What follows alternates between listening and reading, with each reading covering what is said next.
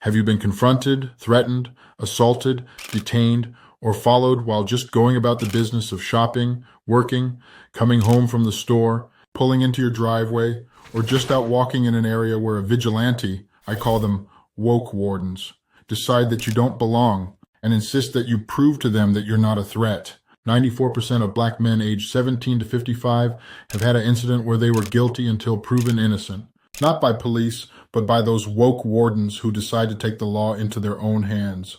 This video will share everything you need to know when this happens to you, your husband, your son, or someone you love. Jordan Neely, a 30-year-old homeless man in New York City, was put in a chokehold by Daniel Penny, a 24-year-old subway rider. Penny said that Neely was acting aggressively, and he held Neely in a neck hold for several minutes, resulting in his death. Penny was eventually acquitted of negligent homicide. Trayvon Martin, a 17-year-old boy walking in a neighborhood in Sanford, Florida, was followed by George Zimmerman. Zimmerman called the police to report suspicious behavior while continuing to stalk him. Zimmerman was told by the 911 operator to discontinue following Martin. Refusing this advice, he continued following Martin, which led to a confrontation that resulted in Zimmerman fatally shooting Martin. After pleading self-defense, Zimmerman was acquitted of second-degree murder. Mike Jenkins, a black real estate developer, was accused by a white woman, Michelle Bishop, of not living or owning his own home in an affluent Ohio neighborhood.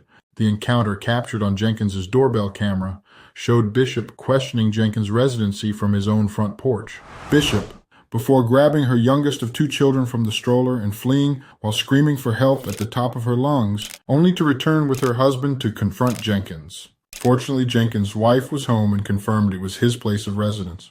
The police showed up moments later, and they spoke to Mrs. Jenkins, who was able to prove that they owned the property to the officer's satisfaction. Michael Mangum, a black man in Oregon, was awarded $4.4 million after being racially profiled while shopping at Walmart in March of 2020.